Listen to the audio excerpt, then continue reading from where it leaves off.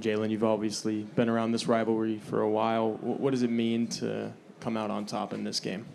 I mean, it means the most to me. Just to go in that game with those group of guys and be able to come out on top is always one of the greatest feelings in the world. And I just can't, like, it's a big rivalry game, so it just means a little bit more to us. So it's just great to come out on top. I know they had a couple of running backs out in this game, but it hadn't really mattered who's run the ball for them this year. They've been productive. Not tonight. What was the key to that? The key was just getting our defensive line and our linebackers to play well, and then getting our safeties to fill when they needed to. And our D-line did a great job keeping O-line off of us, and we were able to make tackles. So just a big shout-out to the D-line and, like, how they're playing right now. They're on fire, so just a big shout-out to them. Staying in the front row on the left, Jack Sobel. Jaylen, it looked like there was a little bit of a scrum after the game. I didn't see if you were involved in that or not, but did it feel like this game was personal for you guys? Of course, it's always personal. I mean, this is one of the biggest the biggest intersectional rivalry, like, in college football. So, like, it just means more to us. And I felt like you can just tell, like, by the way we played, like it did. And then the defense kind of responding, obviously Christian in particular, but everyone on defense responding to USC putting up 24 points when they did and shutting them down the rest of the way. Like, how did you guys feel like you made that happen? I felt like we just trusted in each other and we came together. We talked about it at halftime, and we were just everybody getting on the same page. They came out in a lot tempo, so we were just getting on the same page, making some new calls so that we could execute. Front row on the right, Adam Rittenberg. Yeah, Jaylen, I was wondering what your reaction was to that wide receiver option and just, the recollection of that play. I was just so happy just seeing Adon be able to make that play and Kingston be able to jump on top of it. It was just amazing. It's a big momentum changer in the game, so it's just great. And then obviously this rivalry, you talked about how great it is. There's obviously uncertainty in the future. What would you like to see happen with the Notre Dame-USC rivalry? I mean, I think it should still be played. Like, I feel like it's a game that I circle every year on my calendar, and I think everybody else does just because it's such a big game. I think they're a talented team, and we're a talented team. I think it's always a great clash when we go against each other. Third row on the left, Tyler James. Jaylen, you mentioned playing with an edge. How do you guys play with an edge but not cross the line? It seemed like you guys did a good job of making sure it didn't cross any lines and cause any penalties because of that. We talked a lot about this week because we had a couple personal fouls last week that no one's worth 15, and this team is worth more than personal battles, and that's what we talked about all week, and just not having personal battles, just fighting with the team and having your brother's back behind you.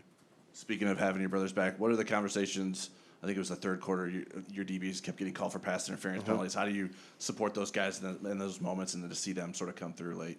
I have to just tell him to keep working. You're going to make a play, especially Christian Gray, because sometimes he gets down on himself, but you just need to be able to encourage him and just keep telling him you keep playing, like, you're going to be good, like, just keep playing. And that's what we were able to do, just tell him to keep playing, and they ended up making big plays at the end of the game that we needed. Jeremiah, why tonight for you to have the game that you had tonight?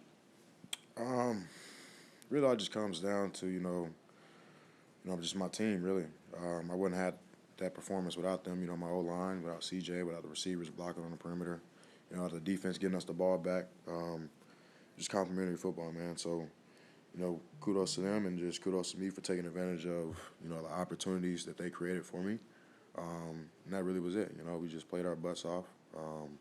And when the opportunity presented itself, we executed. Coach Raymond said earlier in the week it was going to be a bloody physical game. When you hear something like that, does it pique your interest a little bit more? Like this is going to be my kind of game on Saturday. Yeah, I mean, I love being physical. Going out there and trying to run somebody over, and making it bloody. We have bloody Tuesdays every week, so it's really nothing to us. We try to bring the other team into our environment and make them play to us. But yeah, love making it bloody, love being physical, and we pride ourselves on being strong and dominating our opponents. Front row on the left, Jack Sobel. Jeremiah, I mean, given some of the holes you had up the middle tonight, how did you feel like Adon played in his first start? He did great. One man goes down, next man goes up, and he was ready for his opportunity. That's how we train. No matter who goes down, no matter who's up, our coaches prepare us in a way that and we're going to go out there and we're going to execute. And, you know, Adon, you know, first started and he had his chance and he executed every single play. He did his job. And, yeah, that will lead to the performance that we had as an offense, you know, protecting our quarterback and, you know, opening up lanes for the running backs. Second row on the right, up the middle. Jeremiah, what does it mean to you to kind of put your own chapter in this rivalry? Kind of, there's a lot of individual performances that kind of go down in history, but to have this one in the rain, to beat a ranked opponent at home, what does it mean to you to kind of put this personal stamp on it? It means a lot, you know. Obviously, the rivalry between USC and Notre Dame has been going on for a very long time, and you know, I feel very honored and, you know, blessed to be able to be a part of that, and then also, you know, be able to have a great performance like I did tonight, and just, you know, further up the record for Notre Dame against USC. But yeah, it means a lot, you know. Great honor to be able to play for this, you know, university and just be able to do great things and, you know, help put Notre Dame on a pedestal it's supposed to be on. Front row on the right, Adam Rittenberg. Yeah, Jeremiah, when you think back to the way the season started, Miami game to now, the running game, you and JD not getting more touches tonight versus that first game, what's been the evolution just with you two and your roles? You know, just staying the course. You know, we believe that everything goes through the running back room. So if we're on our stuff, you know, the offense is going to be on their stuff. So every game, you know, we try to go out there and just execute whatever the, you know, Coach Denbach calls. And that's really it, man. Just continue to just do what we got to do, win the interview, as Coach Free says. Yeah, just be great backs, be great teammates, and, yeah. Front row on the left, Tyler Horka. Jeremiah, it's a given that you and Jadarian are going to make plays on offense, but when you see him do what he does on special teams, what does that do for you on the sideline and for the whole team? Man, it just hypes me up. You know, like, I love seeing, you know, guys in my room and just the guys on my team in general, whether it's offense or defense, make plays. And, you know, whenever I see Jadarian breaking off for a 100-yard return, like, it's just crazy. Like, I get real fired up. You know, that return was executed perfectly. Jadarian made a couple people miss, but, you know, everybody, you know, put their best foot forward and made sure they were staying on their blocks and just created a hole for Jadarian. It just fired me up, man. I love, you know, just seeing my guys execute, and it just brings a lot of joy to me to just see that. Marcus kind of admitted to CJ being a little off in the beginning, but you're with him in the huddle all the time. What is it like to battle with a guy like that who's such a competitor and to see him kind of get better as the game goes on? You know, CJ he's a competitor, like you said.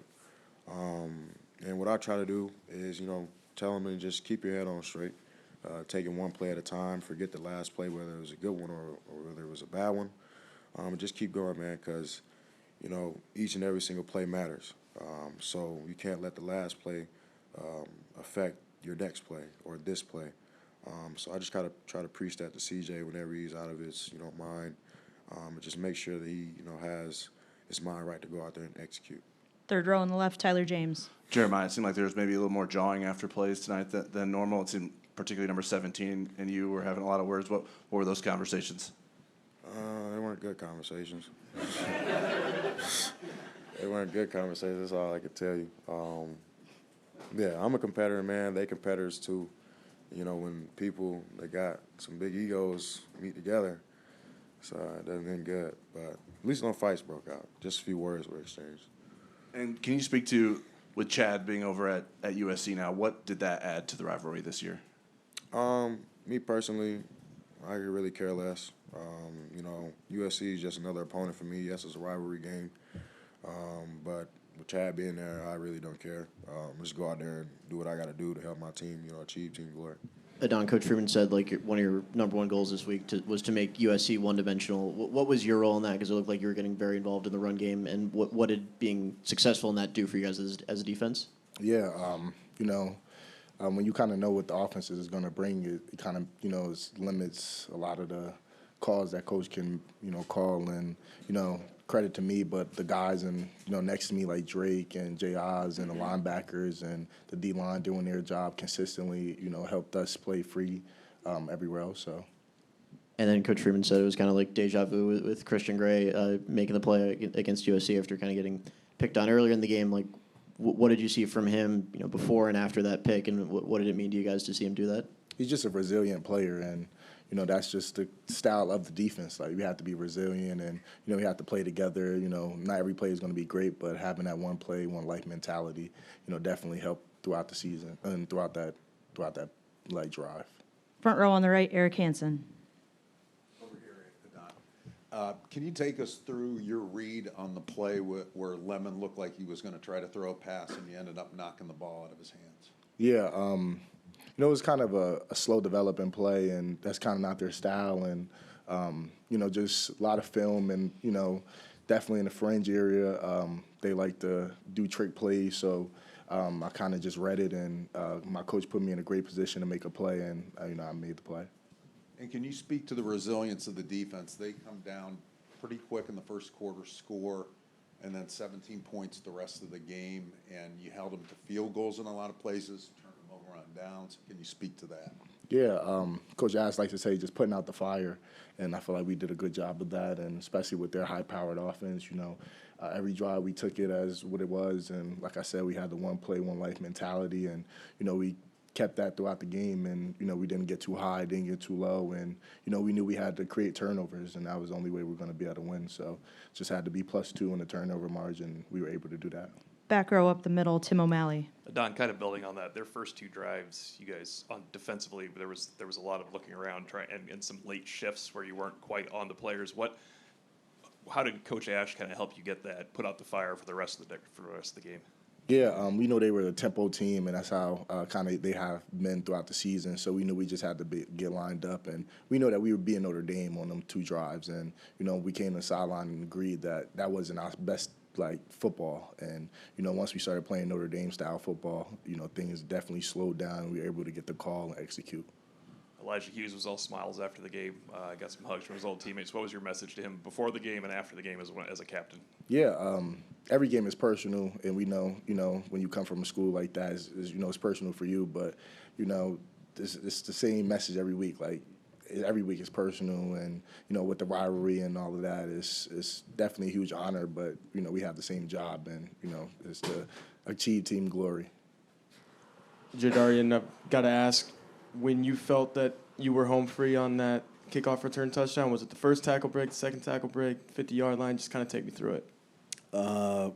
So I kind of, thinking back, I didn't do the right thing, going under the block. I kind of went outside the block, but it worked out. After I broke the first tackle, I knew I was going to the house. It was deja vu. It was 2 years ago all over again. And I think it was just, me trusting myself, but also trusting my teammates to finish the play. Kickoff returns can be a long play, so you just got to trust yourself and your talents. Jeremiyah's obviously done a lot in the Notre Dame uniform the last couple of seasons. First time he's gone over 200 yards in a game. To see him do it against a rival, the way you guys won tonight in the rain, what was that like? Yeah, man, I'm super proud of that guy. We've been trying all year to get him over 200, and I'm proud that he finally got over that mark. There's plenty more to come, for sure. A lot of yards on offense between me and him, but he's a special human being and a special player. But, yeah, just offensive line doing a great job. Guys on the perimeter doing a great job. When it's raining, you're going to run the ball a little bit more, so we just knew and expected it. Front row on the right, Adam Rittenberg. Coach Friedman was saying how rare it is what you and Jeremiyah are doing. I'm wondering, being part of that group, does it feel that way to you, or does it feel like you've done it for a while now? Is it natural, or does it still feel kind of special what you guys are doing? As competitors, we always critique ourselves as soon as the play's over or the next day on Sunday when we watch film. So to us, it's normal. We just want to get better every week, and there's always things we can improve on. Even today, they love going over 200 or me 100-yard kickoff return. There's always things you can improve on, but I think it just sets the standard for the running back room ultimately, yeah. When you guys are both getting touches and opportunities and playing well, how dangerous can the offense be in your mind? I think it's really dangerous. I think we start with the run game. We have a very dangerous receiver core as well, so it's very scary for defenses to go against us. And that's just us trusting the plan, trusting Coach Denbrock and our offensive coaches, and trusting ourselves.